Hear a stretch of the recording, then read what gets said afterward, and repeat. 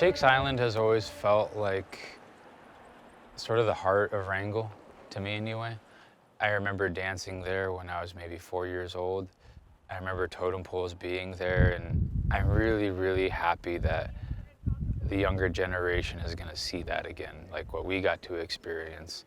And talking with elders, they talk about how wonderful it is to see those poles up again.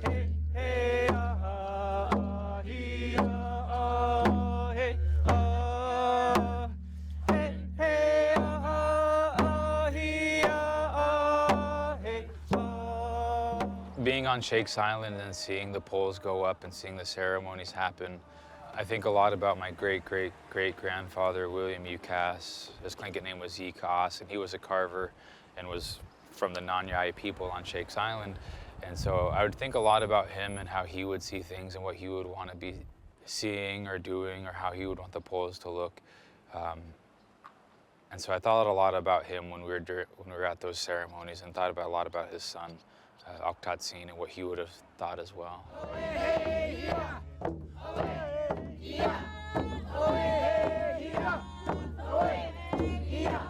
My Auntie Marge once described Wrangell as a sleeping giant and that we were starting to wake up.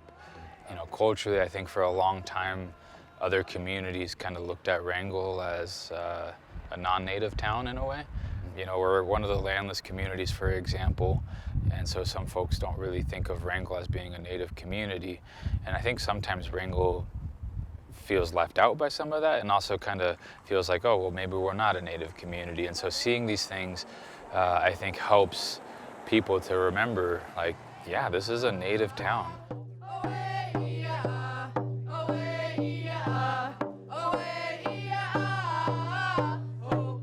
My brother Joe and I were, ever since we were in high school, we were really into carving. We knew about our artists like Robert Davidson and Jim Hart and Reggie Davidson and all these guys, and the Alaskan artists like David Boxley, Nathan Jackson, Israel Shotridge.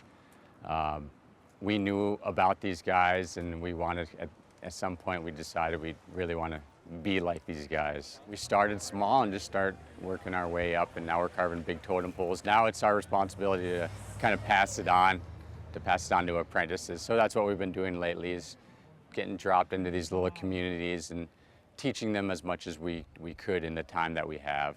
So that's basically been our goal the last couple of years, is just to share what we know, share our knowledge. When I left Robert Davidson's the apprenticeship there, when I left his studio, that's one major thing he said was, don't be stingy. By having master carvers come into Wrangell and apprentices working under them, the goal was for our apprentices to learn how to be able to do that themselves, so that we have Wrangell carvers again. You know, I think the last Wrangell carver that put totem poles up was probably my great-great-grandfather. And so I went to the council and asked them if I could do that specific grave marker as part of that process of saying, like, you know, I've worked on these poles. By the time I'm working on this one, I'll have worked on 4 totem poles. It was a smaller project, and one that I felt I could take on. And I think in some ways that was one of the more, on a personal level, more significant moments of the weekend, where seeing it actually get placed and knowing that it was gonna stand and everything was falling into place like it was supposed to, and knowing that it was in the same lawn where my great-great-grandfather's totem was. You know, all of those things just felt really significant. I want you to know that when we put this here, we put coins in before they put the cement down. And we said the names of those ancestors, Shx'atoo, Isteen, Shawan. We remember the mother and the child that were killed during that bombardment. We wanted them to be honored with this, and so that would hold this totem grounded here for you. On 3, up slow. 1, 2, 3.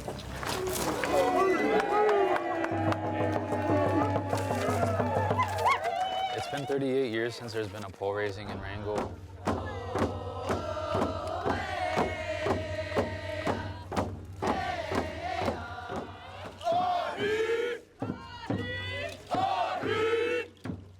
us, there was a little bit of nervous energy. We knew how heavy this pole was. It's a little bit different. It's almost carved all the way around, so there was no hollow out in it. We knew it was going to be extra heavy. It was close to 2 tons, I'm guessing, somewhere around there. When we're moving the totem pole, there's kind of a process where we need to get enough people to comfortably carry it, pick it up and carry it. And then you have little cribbing. For every 5-6 minutes, you have to give them a break. So we had people manning the cribbing to have the totem pole set down on. And then you have the carriers, which we had to substitute here and there because it's a lot of work on your arms and your back. And it's a lot to ask, you know, the people in the crowd. And so we're pretty grateful for all the support. Everybody's willing to help.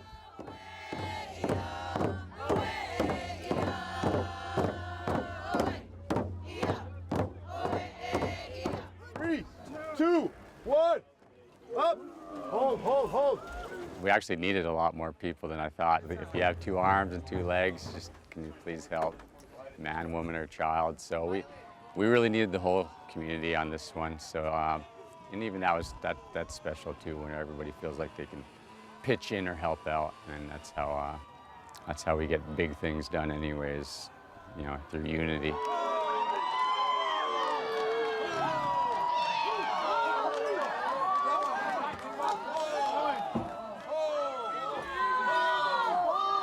A little bit nerve-wracking there for a minute, but yeah, it looks good. We're here for Kadashan. He was the one that had this pole erected originally. Kadashan was a man who loved his people and fought for his people in so many ways. He was a historian, he was a storyteller, he was a peacemaker.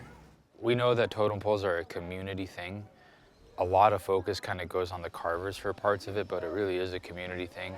And that kind of stuff where you have a community carrying it down, joined by other communities around us, everybody pulling on the ropes to raise, like, how can you see that and not realize that it's an entire village has to come together for that, you know? And so to me, that was really special.